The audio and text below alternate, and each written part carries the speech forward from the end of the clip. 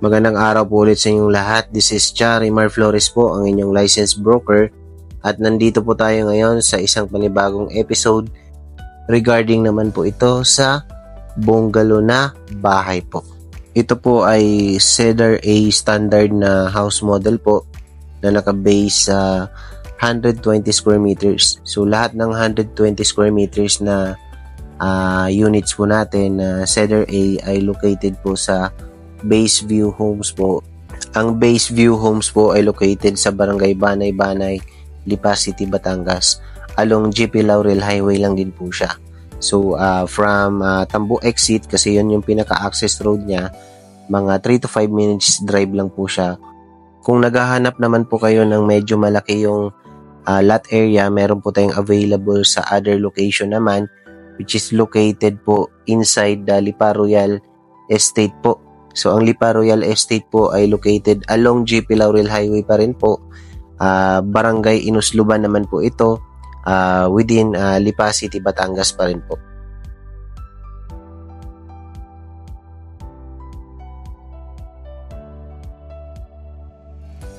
Ito po yung ating floor plan for Base View Homes project for Cedar A model po.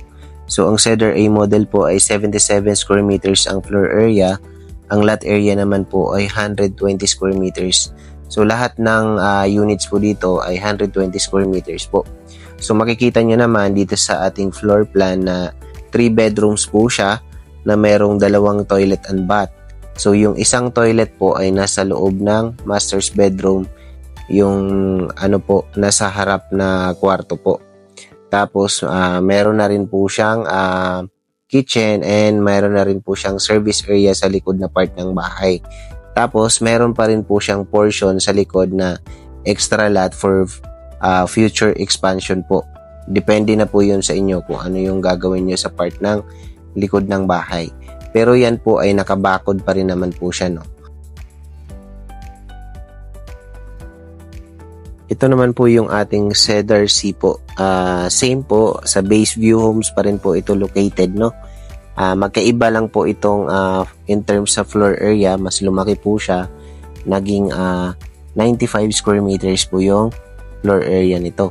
So, as you can see dito sa ating floor plan po, na-adjust po yung ating 2 kwarto at saka yung CR in between sa nasagad na po sa pinakalikod na property ng bahay. So, wala na po siyang bakanting lote doon. At the same time, kung mapapansin nyo, yung ating master's bedroom sa harap na kwarto po, ay nagkaroon po siya ng additional na space, which is ito yung naging walk-in closet bago yung pinaka toilet and bath, no? So, mas lumaki yung living space niya, kumbaga. Mapapansin rin natin na nagkaroon ng adjustment yung ating kitchen area at saka yung dining area, no? So, in terms sa kitchen area ay mas naging malawak po siya. Doon kasi sa Cedar Standard A po ay padiretso lang yung ating kitchen area. Dito naman po sa floor plan ng Cedar C ay naging L-shape po siya. Tapos yung ating service area sa likod na part po ay sagad na rin po siya, no? Hanggang doon sa pinakadulo. Pero sa ating toilet po ay nagkaroon, hindi po siya sinagad hanggang dulo.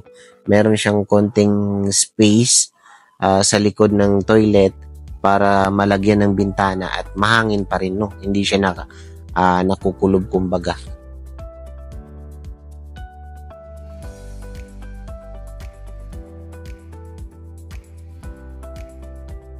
Ito naman po yung ating Cedar A standard po na naka-base po sa Lipa Royal Estate, which is ang lot area dito ay 150 square meters, which is 30 square meters yung difference base po if i-compare po natin sa Base View Homes.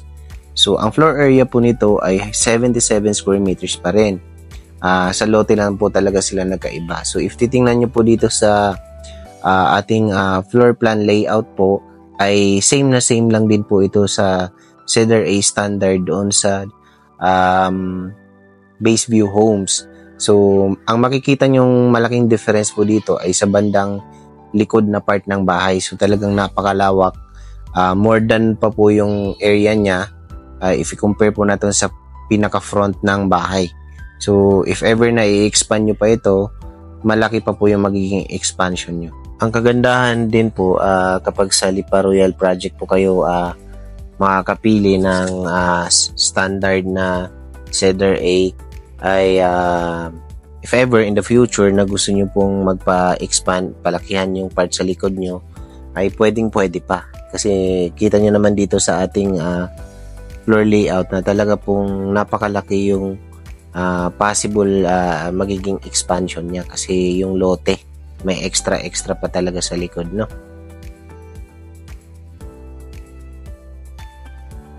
Ito naman po yung ating Cedar C standard po sa Lipa Royal Estate na naka-base po sa 150 square meters na lot area. So, expanded version na itong Cedar C ng Cedar A po. If i-compare po natin itong Cedar C ng Lipa Royal Estate na base sa 150 square meters versus sa Cedar C ng Base View Homes na base naman sa 120 square meters, makikita nyo agad yung difference by looking at the floor layout, no?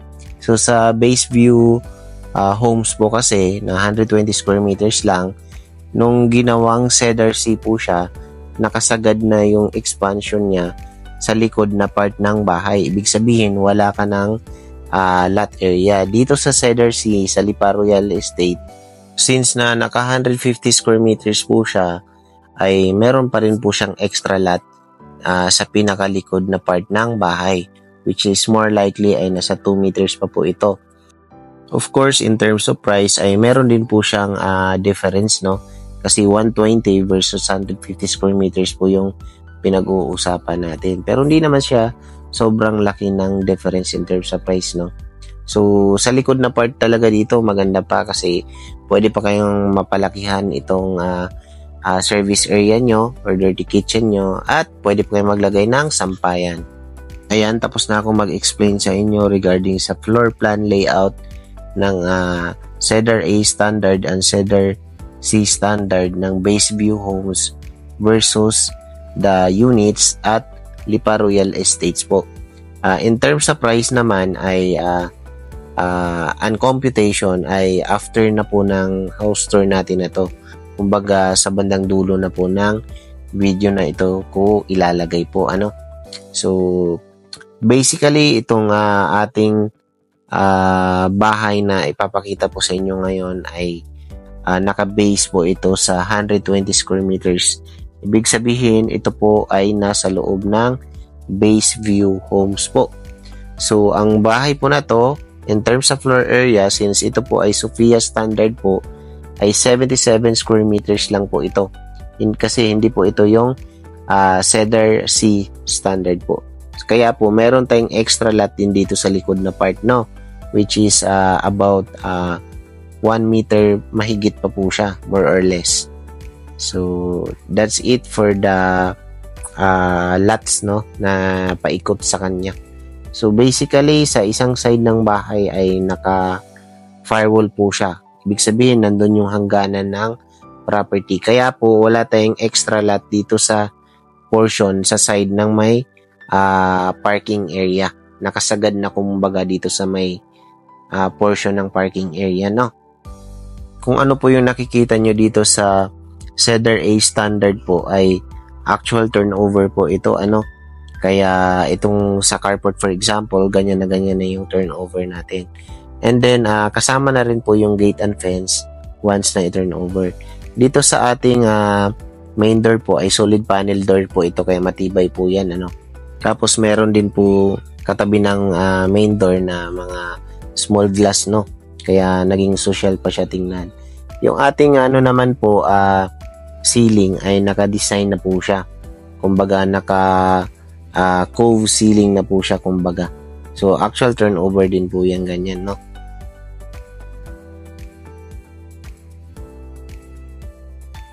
Yung ating flooring naman po ay ganyan na rin yung actual na turnover, no. So dito na portion na to ay ito yung dining, and then sa bandang dulo, yan naman po yung ating kitchen area. So ganito lang yung kitchen area, no, maliit lang siya. Maliit lang yung kitchen pero pwede nyo naman po actually padugtungan iyan. Kayo na lang po yung magpapadugtong if ever na turnover sa inyo.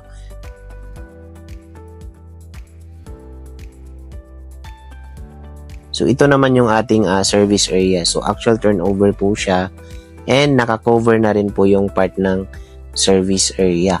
Tapos meron siyang extra lot no since na hindi po siya nakasagad. Pero kapag isasagad po siya, magiging ano na po siya, Cedar C standard na po siya. Kasi wala na siyang lote sa likod. Kumbaga na i-diretso na po, na isagad na po sa property boundary sa likod na part ng bahay. So, maganda no, at saka talagang pinag-isipang mabuti yung portion na to. At least hindi mauulanan.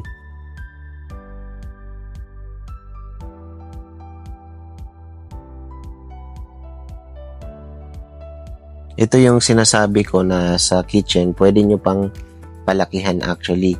Yung nakikita nyo po yung bintana niyan, sa baba niyan, pwedeng pa L-shape yung magiging kitchen area natin.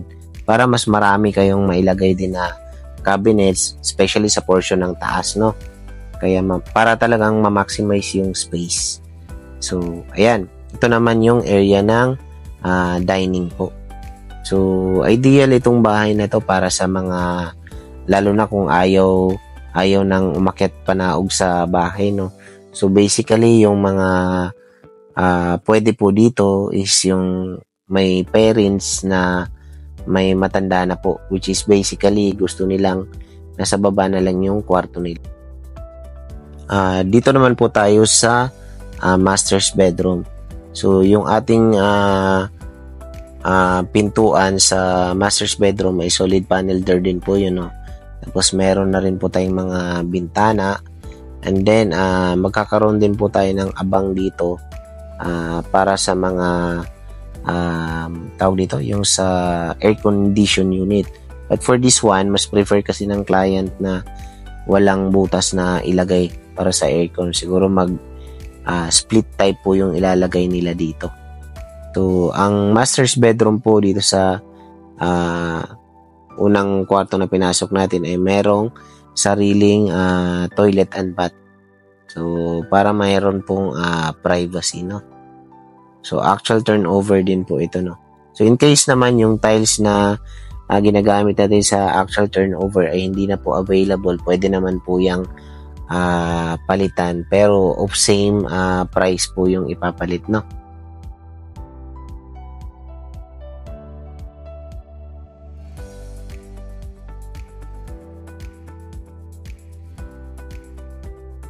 So, kasama na rin po yung rain shower, no, once na i-turn over po sa inyo. So, magandang klase na rin po yung turnover, no.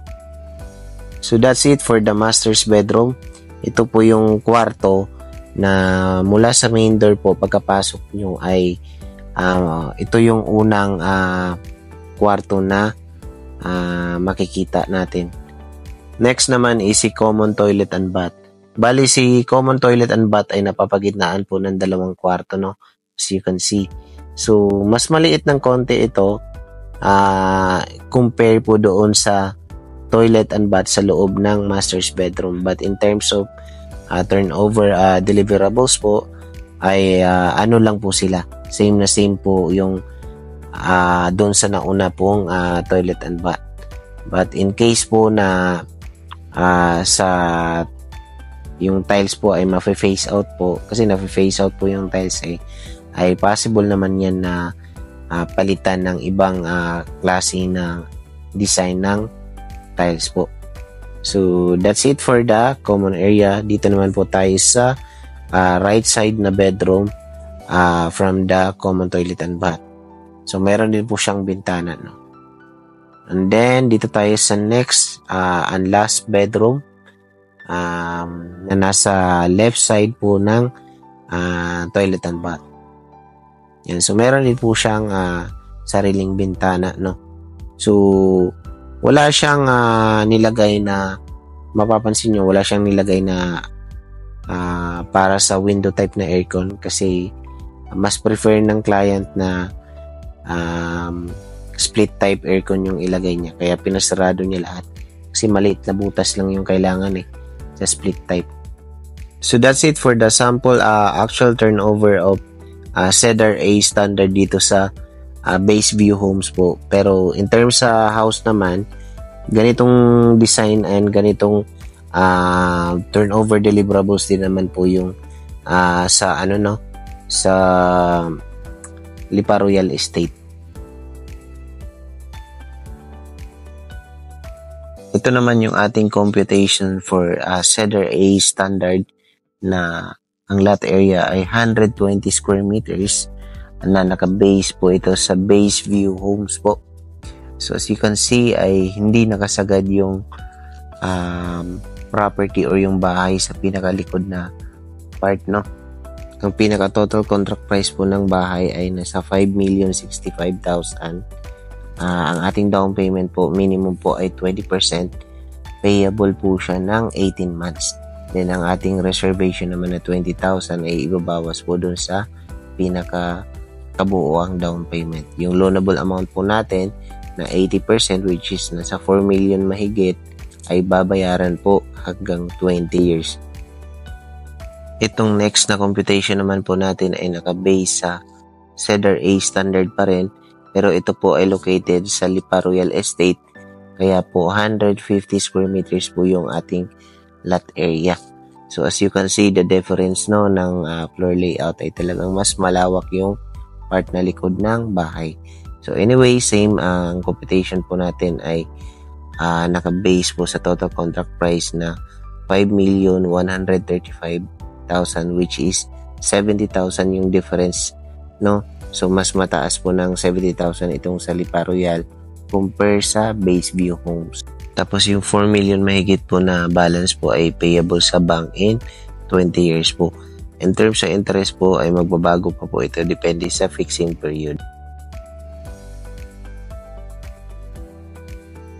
Itong next na computation naman po natin ay naka-base sa Cedar C standard po, which is located sa base view homes, kaya po 120 square meters ang lot area natin.